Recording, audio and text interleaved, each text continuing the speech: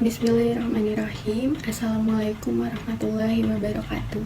Salam sejahtera selalu saya panjatkan puji syukur kepada Allah Subhanahu wa Ta'ala.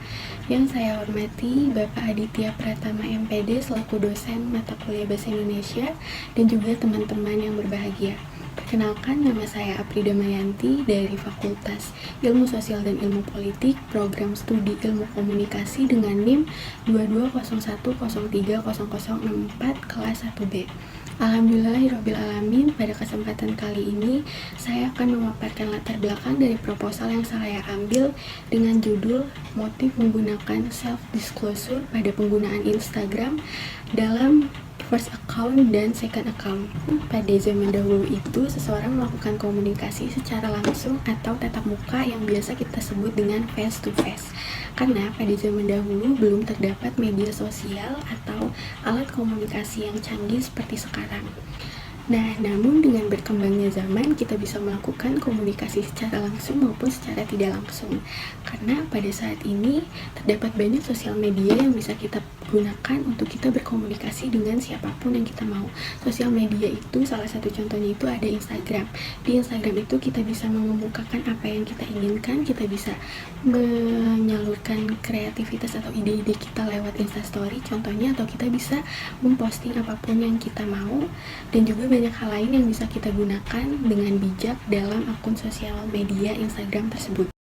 Media sosial juga merupakan sebuah teknologi yang canggih yang bisa kita gunakan dengan berbagai cara menarik secara virtual yang dapat disampaikan melalui audio, gambar, video, atau pesan teks.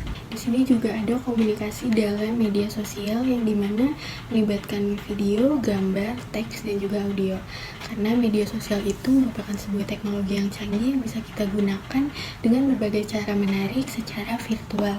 Jadi kita masuk ke pembahasan mengenai self-disclosure atau yang bisa kita artikan dalam bahasa Indonesia itu sebuah pengungkapan diri.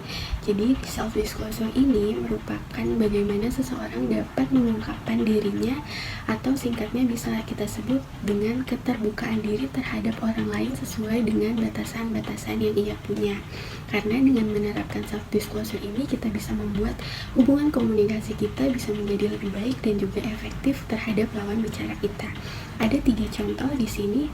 Dengan kita menerapkan self-disclosure, kita bisa meningkatkan kepercayaan diri kita. Kita juga bisa membantu dalam berkomunikasi terhadap orang lain. Dan yang terakhir itu, kita bisa membuat komunikasi atau membuat hubungan kita itu lebih akrab. Udah banyak juga ya beragam fitur canggih yang dapat memungkinkan kita untuk mengekspresikan diri kita dalam keadaan senang maupun sedih. Jadi keadaan senang ini merupakan sikap positif kita ketika kita mendapatkan suatu informasi yang baik, dan keadaan sedih ini bisa menyebabkan emosi kita tidak stabil karena kita mendapatkan informasi-informasi yang kurang beruntung. Nah, contohnya ketika bersedih, kita bisa mengekspresikan diri kita dalam bermedia sosial itu yaitu dengan cara kita memposting instastory dengan latar belakang yang full hitam ditambah dengan lagu-lagu sedih yang sesuai dengan apa yang kita rasakan. Atau juga kita ketika senang, kita bisa mengekspresikan diri kita dalam media sosial dengan cara kita memposting hal-hal apa yang sedang kita lakukan, hal positif apa yang sedang kita lakukan pada saat itu, yang kita bisa menunjukkan ke seseorang bahwa kita itu dalam keadaan happy, kita lagi liburan, kita lagi santai, dan kita tidak dalam keadaan bersedih. Itu juga merupakan salah satu contoh mengekspresikan diri kita dalam akun media sosial. Jadi biasanya juga dalam penggunaan Instagram, seseorang itu mempunyai 2 akun. Yang pertama itu adalah first account dan yang kedua itu adalah second account. Jadi biasanya orang juga menggunakan 2 akun karena mereka merasa bahwa di second account tersebut mereka lebih terjaga, mereka lebih percaya kepada orang-orang terpilih itu, mereka mempunyai teman-teman yang lebih dekat dibandingkan first account mereka. Tidak hanya itu, banyak juga seseorang yang memperlihatkan keterampilannya di media sosial yang sebelumnya belum pernah ia perlihatkan. Nah, Orang yang biasanya dikenal sebagai anak yang kurang aktif sebelumnya ternyata memiliki keterampilan yang tidak pernah diduga sebelumnya. Biasanya anak-anak seperti ini tuh merupakan anak yang ketika di real life-nya itu merupakan anak yang introvert, cenderung pendiam dan tidak banyak bicara. Hal tersebut bisa membuat orang-orang seperti mereka itu menjadi lebih percaya diri dan dapat memiliki kebebasan dalam berekspresi. Atau bisa kita simpulkan bahwasannya anak-anak seperti mereka ini cenderung lebih menyukai komunikasi secara tidak langsung atau komunikasi secara virtual. Selanjutnya, orang-orang yang aktif di media sosial Instagram ini sering melakukan pendekatan kepada followers mereka ataupun netizen. Nah, ketika netizen sendiri melihat postingan Instastory kita atau postingan yang baru kita unggah dalam media sosial Instagram, tanpa disadari dapat memicu respon otomatis dari gelombang otak.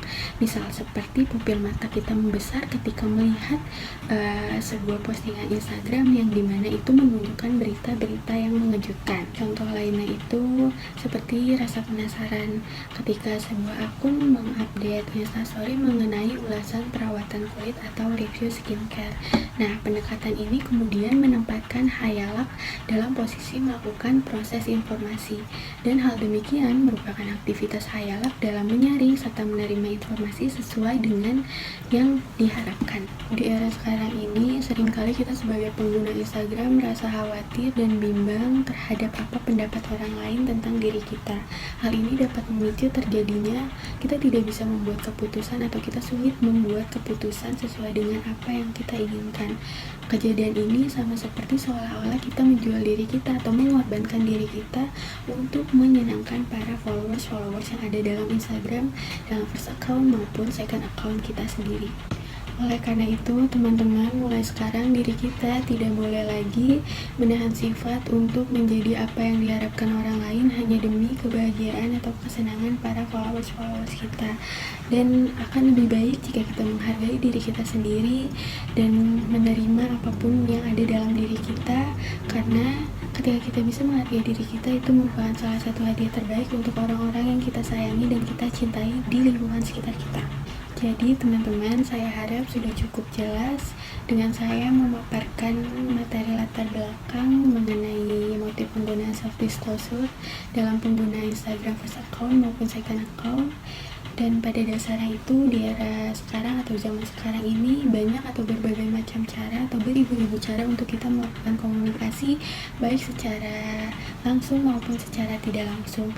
Dan sebagaimana pentingnya untuk kita menerapkan self-disclosure dalam diri kita sebagai pengungkapan diri kita agar diri kita merasa lebih nyaman dan kita merasa bahwasannya komunikasi kita itu bisa terjalin secara baik dan hubungan juga menjadi lebih akrab. Untuk itu, saya rasa cukup sampai sini saja yang bisa saya jelaskan mengenai motif penggunaan self-disclosure pada pengguna Instagram di first account ataupun second account.